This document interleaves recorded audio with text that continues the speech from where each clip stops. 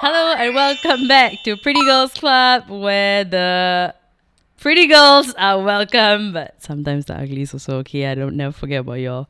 Anyways, in this episode of the Pretty Girls Club, we're actually just gonna talk about things I like. So I don't know why you would care about it, but if you do, then today we're talking about all my favorite TV shows that are kind of like a all-time favorite list that will not be in order, ranked in order. So I'm just gonna like sit here, discuss some shows that have taken up a bit too much of my time and my life and my mental capacity because I think about it, I talk about it all the time. So yeah, just gonna tell you all my favorite shows and pretty much give you guys a TV show recommendation list. So if you're looking for something new to start watching, this is it. This is the episode you're gonna want to listen to. So yes, let's begin with this list of all my favorite TV shows. So I guess I should kind of categorize them because I watch a whole bunch of random shows and there's no like one particular. Okay, that's a lie. There is one particular genre I like the most, which is comedy, of course. So I feel like I watch the genre that I watch the most, of course, comedy, like sitcoms, easy watching shows, because I also multitask a lot when I watch TV shows. So like I love watching stuff that doesn't fully require like my undivided attention because I love being able to do something else, even if it's like work and just leave a show playing on the background. So I have a lot of shows like that are like easy watching, comedy, fun shows that I would consider most of them to be classics. And if you haven't watched them, you really should. So on that list of just fun comedy shows, I would say the first show on that list, so this is not in any like particular order lah, I like them all equally. But one easy watching show that you have to watch is Modern Family. So I'm starting the list very strong with Modern Family because I think that is a show I've already rewatched completely. It is so much fun. I love the format of the entire show, how the entire show how the episodes build up and how like you fall in love with so many different characters on this series. So the show is pretty much, I mean, if you've never watched Modern Family, it is literally about one massive family, but you see the different parts of all the families. So you see like a very conventional, typical like hetero couple and their kids and all the drama, all the fun stuff that surrounds them.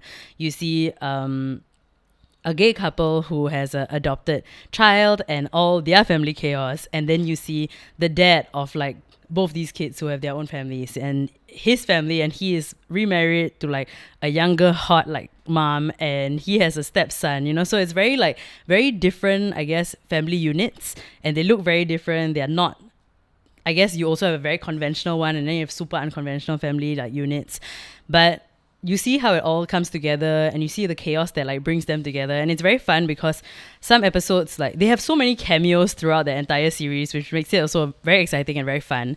And a lot of these characters are just so like, I don't know, I've my all-time favorite character in Modern Family is Phil. So Phil Dunphy is the dad in one of these families that I mentioned, and he's the most like, I guess I just want him to be my dad. I don't know, but like he's so funny, and he has this a book that he wrote called the Philosophy. Yes, philosophy. But it's basically a book that is literally just all his unhinged like life advice for his own kids. And yeah, I love how the story progresses. I love how they do so many callback jokes throughout like the seasons that go by. They even have this very iconic character that Phil role plays, which is a Clive Bixby, which is very funny. When you watch it, you will know. But yeah, I think the show also tackles a lot of like very real like concerns, real life like situations, because obviously it centers family, right? So there are a lot of like themes that are very relatable that are discussed in the show. But in general, every episode will make you like chuckle or laugh out loud. It is a very fun, easy watching show. You will fall in love with so many characters. Phil is just the very easy to love one, but also very easy to get annoyed with. But yeah, actually my true favorite character of the show is Stella. When you watch the show, you'll know who Stella is, okay? So that is my true favorite. But if I had to pick a human, then it'll be Phil.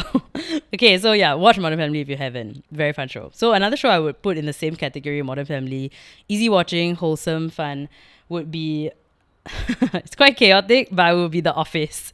So The Office is definitely mockumentary, chaotic, super chaotic, and I'm talking about the US version. So of course there's the UK and US version. I love the Steve Carell version, and the cast itself for me, I watched it, I think, many years ago, and it is a show I'm like ready to rewatch, like at any point.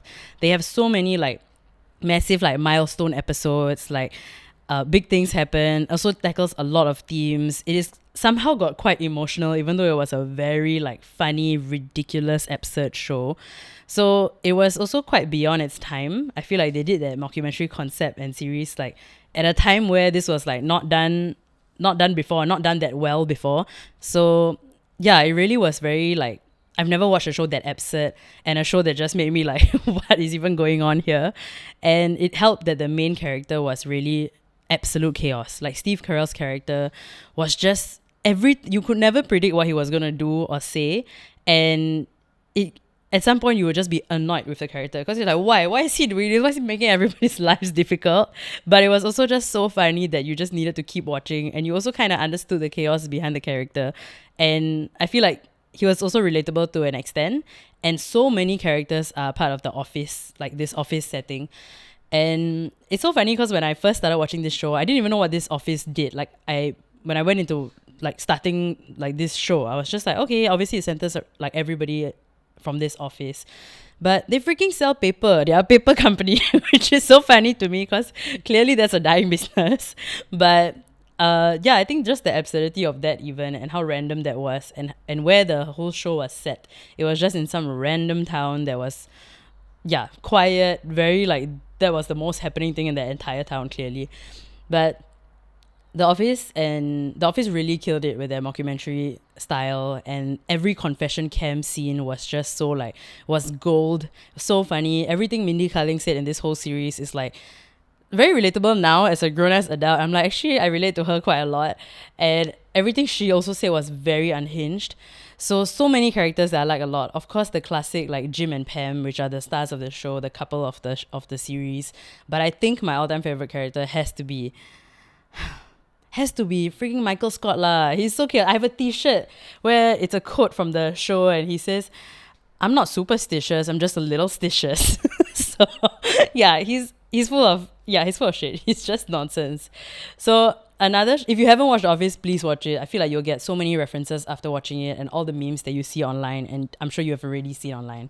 So another show that is very similar to The Office in terms of how it's shot and the mockumentary style, which is also, I guess, a bit similar to Modern Family also, is Parks and Rec. So Parks and Rec, also another, I feel like it is the most similar to The Office because it is also set in the Parks and Recreational Office, and it was also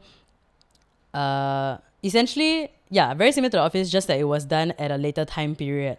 So I feel like it was a bit more polished when you watch it. It's a bit more like, it's not as anyhow zoom in or chaotic, but it still is, but somehow I guess it was maybe done a bit better, or just looked a bit better because of the time period it was done in, like, yeah, years apart lah.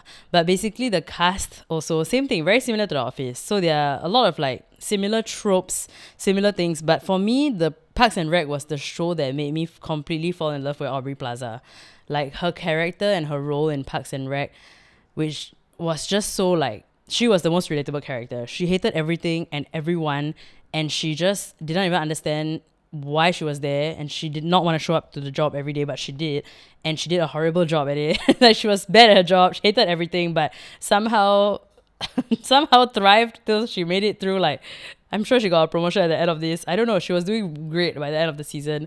And this was also one of the first few times that, I think probably the only series I've ever seen Chris Pratt in, like a TV series. And the character that he played, I feel like this was obviously before his like Marvel fame and all of that. So I like that like dopey, like just whatever, like very difficult to love like character that he played. But I feel like it was very opposite from what we see in like Guardians of the Galaxy, and that Chris Pratt, that version of him that we see there is like a bit obnoxious lah.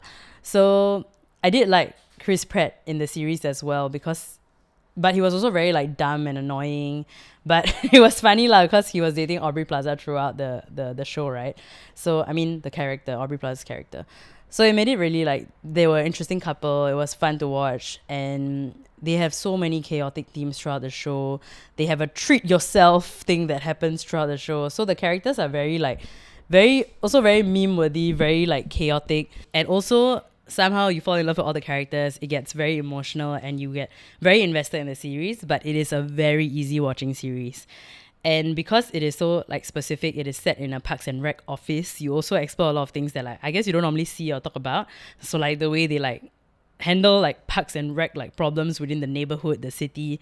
And there's also like one of the characters runs for city council. So there are all these things that are like quite interesting, or themes that are not usually explored in like a comedy sitcom type of show. So yeah, it's really fun. Amy Poehler is obviously a very difficult to dislike person and character. So you will love her character Leslie Knope a lot when you watch this series as well. So another like fun comedy show that same thing, easy watching, would categorize it the same way, would be Brooklyn Nine-Nine. So I feel like out of all the shows that I mentioned, Brooklyn Nine-Nine is probably the most recent like show. It is the one that is the newest out of this list, and it has already concluded, but it's easily one of the very fun, easy watching shows as well.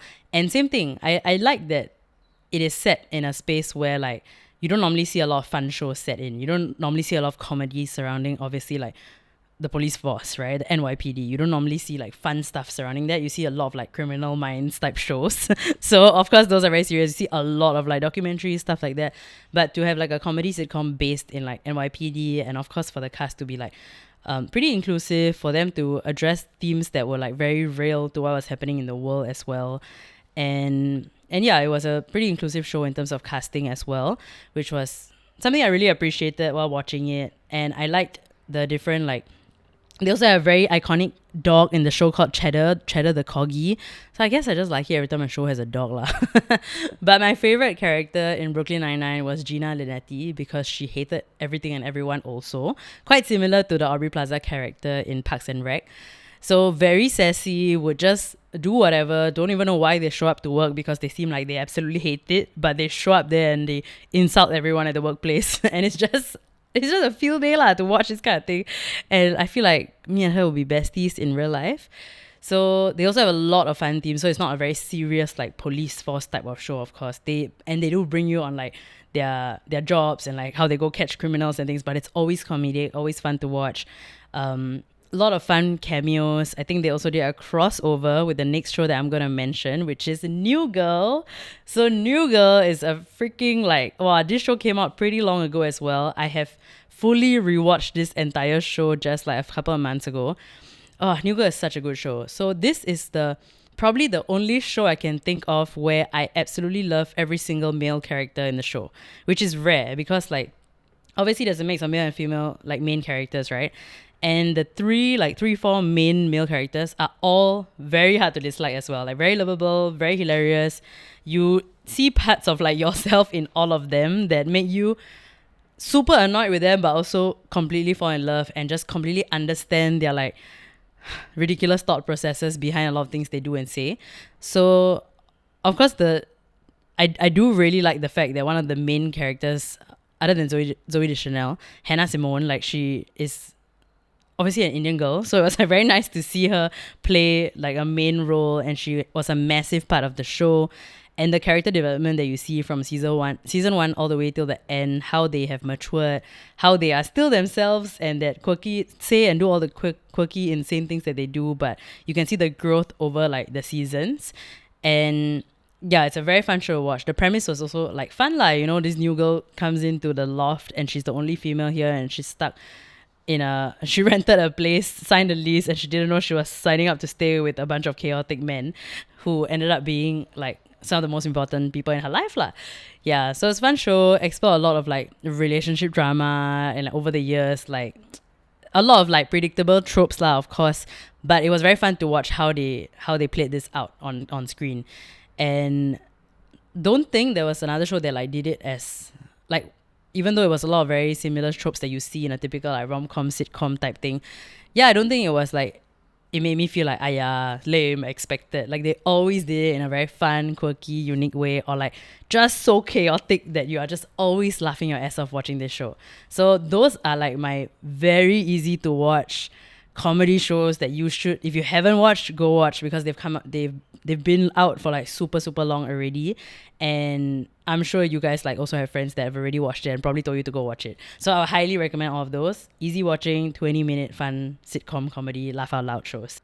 Okay, so I wouldn't. Okay. So there's another like comedy show that I would put on that list, but it's not as easy watching, and it's a much longer form type of series. So I have to mention Glee. Okay, so Glee came out at a time that was also like, I cannot believe a show like this is out there because of how racy, like how they really told the lines of what you can say or what you shouldn't be saying on TV, and the themes that they explored were also really important. And it was such an absurd show. Like the way the teachers talk to the students already, I'm like, this is not allowed. This is confirmed illegal. But wow, the themes.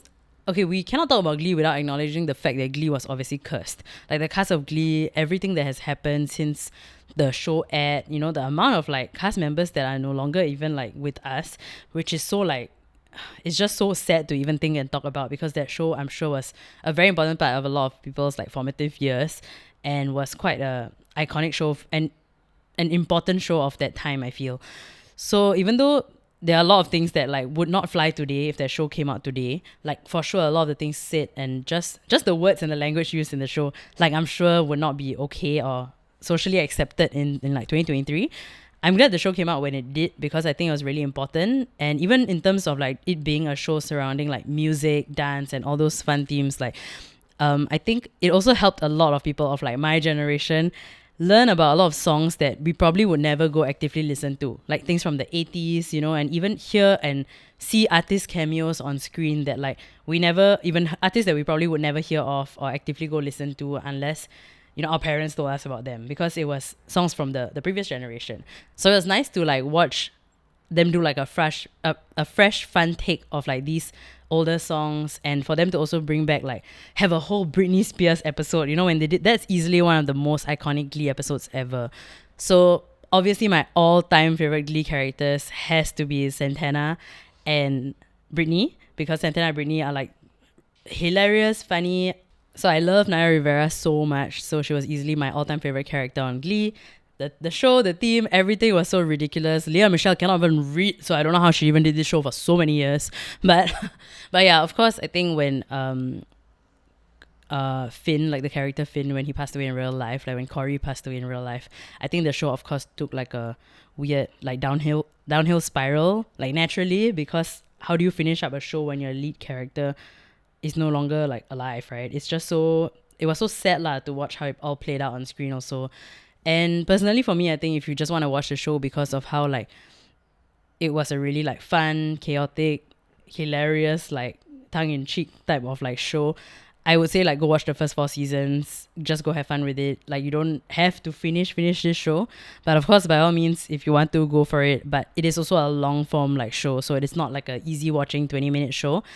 But there is a lot of songs throughout an episode, so of course you don't have to pay like full attention, and you can kind of multitask while watching a show like this.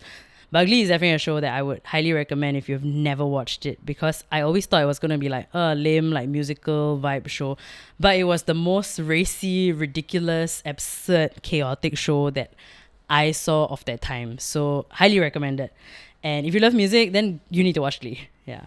So okay, so I feel like out of the list that I wrote, those are all the like comedic type shows. But now we're going to go to the more serious stuff. So personally, of course, comedy is a genre I just gravitate to. But I do watch like serious drama type things, but that's not my go-to lah. But if I did, like these are the shows that I've watched so far and would highly recommend. So the first one on that list, I would put White Lotus on that list. So White Lotus is also a show that came out quite recently. It only has 2 seasons. You can watch it on HBO Go. So that's where I watched it, and I only found out about it when like I think it was nominated for an Emmy, or like it was nominated for a huge award, and a lot of people started sharing about it and talking about it on social media. And I was like, I've never in my life heard of this show. What is this show? So when I started to search it, watch trailers and stuff, I was just very confused, because it still never gave me a clear like understanding of like what is this show. It wasn't as like obvious like, oh, this is set in a home and it's a family thing. It was really just all over the place. It felt like I did not understand it by the trailer, which also made me a bit intrigued. That was when I also realized the cast was really star-studded. And that made me like, okay, you know what? Maybe let's give it a shot. Let's just watch one episode. So how the show starts is that it shows you the end of the series. It begins with the end. So it's one of those shows where everything just unravels within, like, as the episodes go by. So a bit of like a whodunit type of thing. So when you watch it, you see some crazy thing happen at the start, and then you spend the rest of the episodes, which are just like 8 episodes, but they are long episodes. You spend it watching, trying to make your guesses, trying to figure out how could this have possibly led to that. And it's quite fun doing that because you somehow will constantly keep guessing, and every episode you will have a different answer or a different guess as to like how is this season going to end the way that it started? Like how? I don't understand it. I don't know how, but let's watch this play out. So the themes explored also include things like white privilege, like a lot of misogyny, a lot of themes that are not very like, not a lot of people will be comfortable to just sit and watch. It's definitely not an easy watching show, but it tackles a lot of these themes, and the way it is portrayed, the way it is put out there really makes you feel a lot of things when you watch the show. Like it's a show that makes you feel really like sometimes very annoyed or just very frustrated. So you will feel a lot of things when you watch a show like that, especially when you care about the world in general and you care about like marginalized groups, and things like that. If you care about things in general, it's a show that will piss you off to an extent. But the way it's written, the way it's played out, it's so like real and realistic that you're like, wow, this is so well written, it's so well thought out and executed. And the cast, very fun, very like amazing star-studded cast. Every character like really plays into the role like so well that you really either hate them or you love them. Yeah, so this is a show I would recommend. And the one word to describe this show with has to be unsettling. So it made me just feel very like, wow, this is so awkward, so unsettling. This just makes me uncomfortable all around. But it just made me want to keep watching.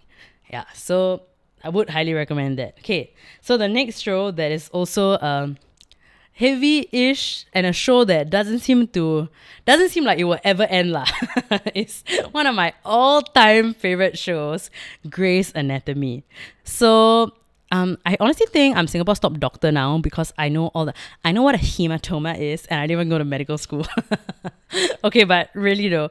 So this show was recommended to me when I thought I was way too young for this show. So I remember always associating this show with like adult themes, especially like sex, because the theme song and the intro opening sequence of this show, it will show the legs of like two people in bed, and it never showed any faces or any characters in the the original opening sequence, but you could just see like people in bed and like clearly having sex. But yeah, so I was always like, isn't this show a medical show? What they do in hospital? I scared, so yeah, so it's a show that just made me feel like I don't think this show is for me, and I always avoided it. I was like, yeah, I don't think I'm into like gory stuff or medical things, or like this show just has adult themes, so I avoided it. But eventually, I think when I was a little bit older, I started the show, and I was like, wow, I completely misunderstood what this show was about. Of course, naturally in a medical drama there will be some level of like gore, if that's what you call it, but I would say it's just like you see the insides of people, you see like surgery scenes and stuff like that.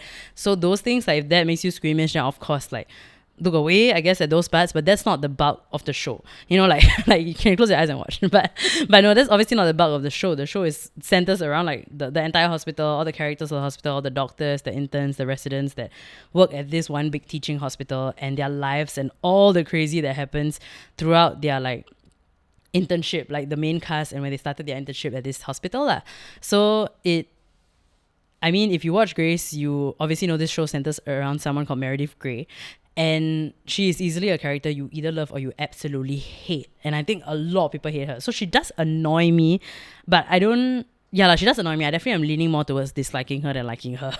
but yeah, it's a show that really has gone on for so long, and many times throughout Grey's Anatomy, I've always wondered like, how are they going to end this series? Like, how are they going to end it without just killing everyone off? Because something that they started to do, like as I started to watch a few seasons in, I realized that it was such an obvious trope for the writers to just end every season with an insane like natural disaster, some freak accident, some mishap, some like really dramatic, or like some like legal like issue that happens, like something like very very very major like that. So it started to get very obvious, and like there's a yeah, and we're talking about really like major accidents, like we're talking plane crash, like drowning, like explosion, like really bomb threat. Like really a lot of these themes come out. Like you, as much as it was predictable because you always knew something insane was going to happen, I guess you would never really be able to guess what that thing was. So that was the one that always kept me like on the edge of my seat, like what is going to happen now.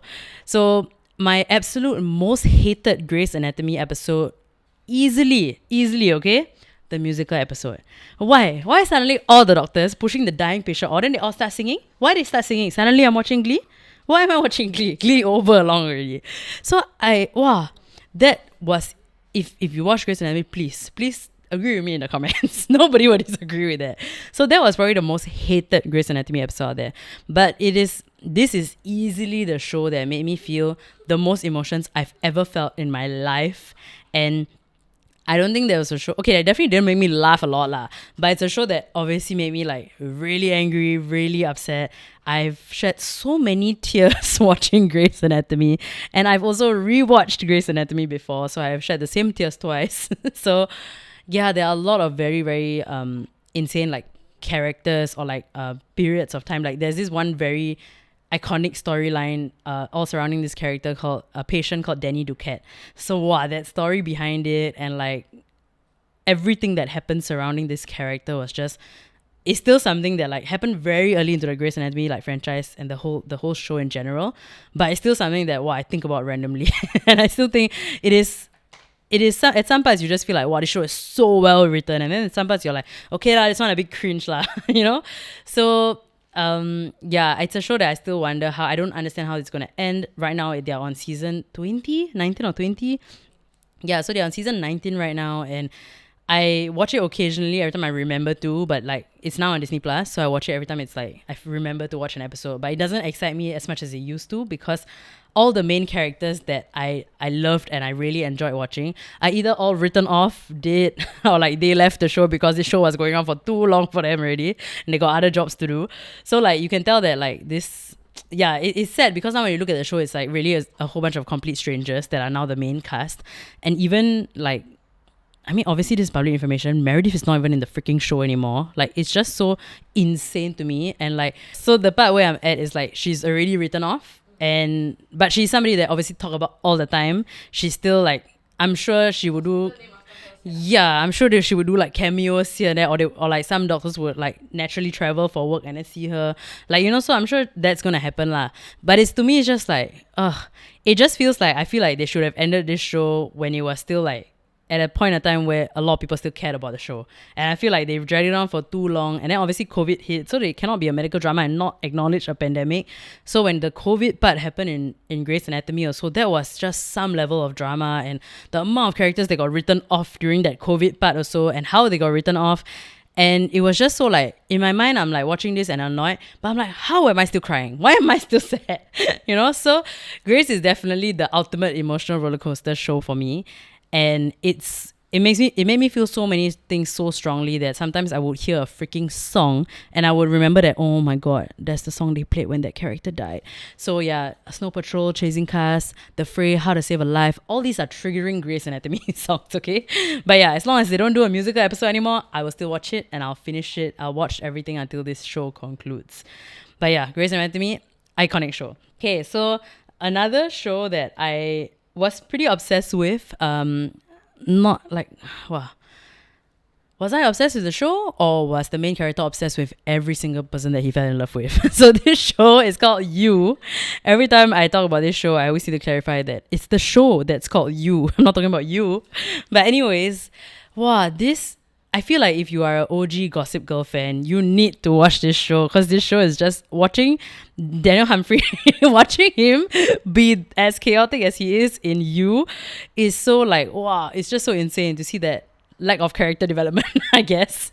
But yeah, it was a very like, I don't even think you can spoil Gossip Girl, but I don't want to spoil it. Okay, anyways, if you watch Gossip Girl, you obviously know exactly what I mean. But so the lead character in You is called Joe. His name is Joe Goldberg, played by Penn Badgley. And he is... When I started watching the show, I was like, okay, I'm obviously going to give it a shot. And then when I started watching it, I did not expect it to go that way. And the way... It's also one of those shows where I really somehow enjoy the format of it. So I didn't think I would like something like this, but it's not your typical format. So Joe Goldberg, he narrates the entire show. So as the show's playing out, it's his voice. Honestly, the show is more than 50% like voiceover and narration by him, which is a very interesting format lah. So you just hear his voice throughout, and then you see him living life, and you see everything in real time, and then that narration gets interrupted by like the real life conversation that they're having, and it goes back into what's in his head and what's happening in real life. So that's an interesting concept that I never thought I liked. I thought it would annoy me quite a bit, but it was actually quite interesting to follow through. And obviously, if you know anything at all about the show, it is about someone who's really obsessive, someone who is obsessed over like his romantic partners, and then goes to insane lengths to, I guess, be with that person or like protect them, air quotes. I'm doing air quotes. But yeah, so the show goes to places that you really don't expect, and you just think it's like, I think after watching season 1 especially, I didn't, and then but right now the show is on season 4. So after watching season 1, you would never expect it to get to where it is in season 4. So season 4 felt quite all over the place, and I didn't enjoy it half as much as all the other seasons. And my all-time favorite season is season 3. How that season was written, how it was ended, and like how how that show just like, it made me feel so many things that I went to rewatch that like season finale scene so many times. And they also like the song choice, everything they picked, and like was just so well done and so well thought out that I was like, wow, this is like really How to Get Away with Murder style, like insane, like very well thought out plot. So yeah, it's a show that also made me feel a lot of things, and it is definitely a show that talks a lot about very problematic, obsessive partners, toxic relationships, misogynistic like partners, people that like gaslight you, act like they are doing things to protect you for your own good, but actually fully ruining your life or fully just murdering everybody in your life. It's just insane. So You is a show that, same thing, you need to like pay attention to. It's a show you need to give your undivided attention to, and it's one of those shows that you would want to binge watch lah. Like once you start, you cannot like stop. And it's a very, I like it a lot. I still am asking a lot of people in my life to go watch it if they haven't. But I am not gonna lie, I didn't really like season 4. But they are concluding the entire series with the season 5. So hopefully season 5 does end in a way that I don't expect. And yeah, I hope it makes me feel things that I'm like, oh my gosh, didn't expect this. Yeah. Okay, so I personally do not watch horror. I hate all things horror. I don't really mind a thrilling show, but it really cannot be supernatural. So the one show that I guess has horror in its freaking title that I somehow love so much is American Horror Story. So American Horror Story was a show that I don't know why I started. I think someone told me to, and I did it in broad daylight because I was really terrified. And I went to watch it, and then I realized, oh my gosh, I love this show so much. So what I really appreciate about a show, even though I absolutely hate horror, was the fact that I think it was so well written and so unpredictable, and so like you could never expect where the show ends up, and you could also and you were just so like hooked to it. You just were so drawn in by it that you need to know what happens. And if you're afraid of like, yeah, if you're like me, you're spooked easily, you cannot sleep when you watch a scary show, just watch this in broad daylight, watch it with someone else, lower your volume, watch it with subtitles, like do all those things, take all the precautionary measures you need to watch a scary show, but it's worth the watch. So they have so many seasons, and like it's really like every season is significantly different. So the one thing that's really cool about this show is that they essentially recycle their cast. So like you see a lot of the same actors and actresses throughout the entire series, but every season is so different that they're playing a character that is unrecognizable, completely different. Nothing like, maybe they might have some similarities here and there, but they're not related at all. So you can just watch a season. You don't have to watch it in order. You don't have to start with season 1. You don't have to do anything like that. If you just randomly, one of the seasons seem like something you would like, just go randomly watch it. They're not related.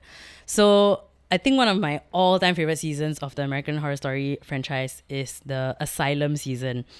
So Sarah Paulson is clearly one of the best, like most iconic actresses of our time, and she kills it in this series. Like every role that she gets throughout this whole franchise is so good. So like season 3, the Asylum series, she plays like a reporter that goes to get herself institutionalized in this asylum where a lot of insane things are happening, and she needs to write about it, but she ends up being a patient there just to write about it, and a lot of crazy things unfold there.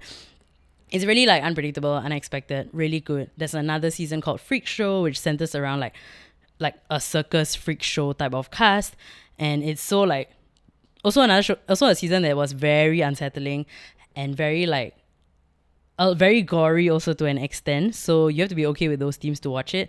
But yeah, like I said, I really like the writing is so good and the acting is so good in this series that for me, every time I felt like, okay, this is damn scary or this part is gonna be super scary, I'll really just lower my volume, mute, or like close my eyes.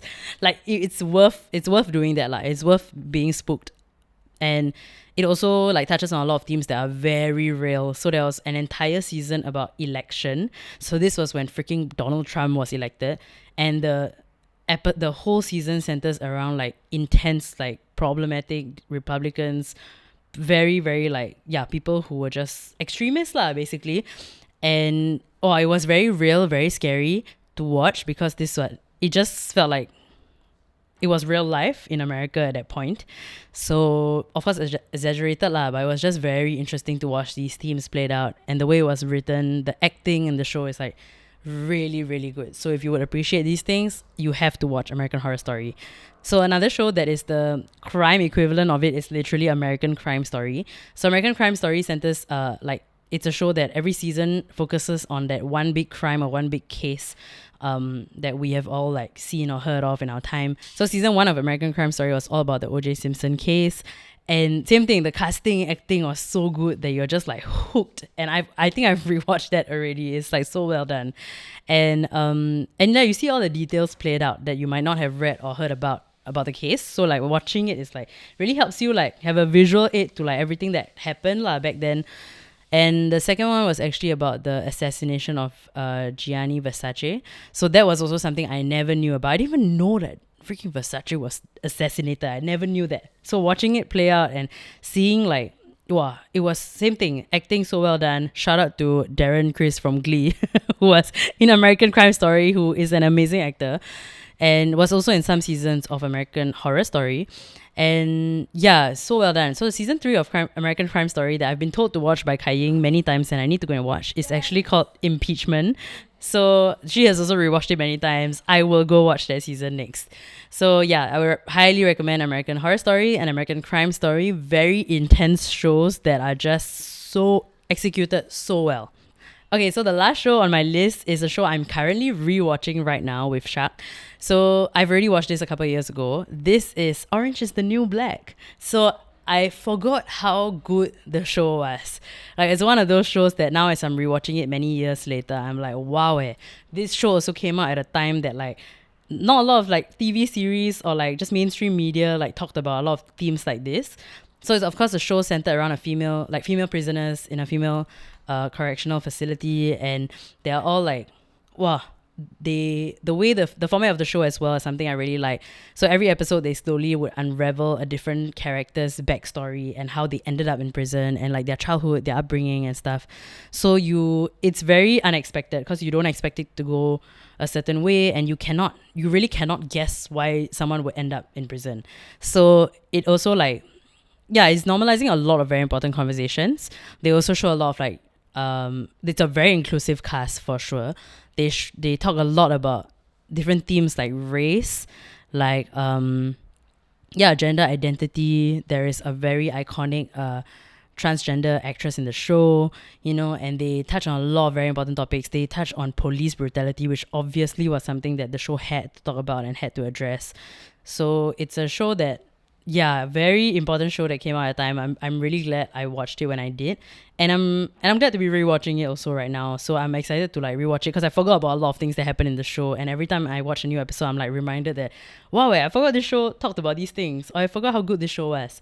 And as heavy as the show is, they do have a lot of characters in that show. So there are some characters that offer like an insane amount of comic relief. So they are really, really funny, hysterical characters. Everything and anything they say or do will just make you laugh out loud and just chuckle. So the way they roast each other, the way they talk to each other in prison, and like how they communicate, sometimes it's just very amusing very fun to watch, and fun. It's so funny to see the way they roast each other and just bully each other for the lols of course. So yeah, highly recommend Orange is the New Black if you've never watched it. Important show, talks about a lot of themes, and I I cannot believe I forgot how good the show was. So that was my list of all my all-time like favorite shows. I'm sure I missed out some here or there. But another big category that I watch that I don't really talk about because like I don't know how I feel about recommending these types of shows, but I have to acknowledge the fact that I watch quite a bit of reality TV.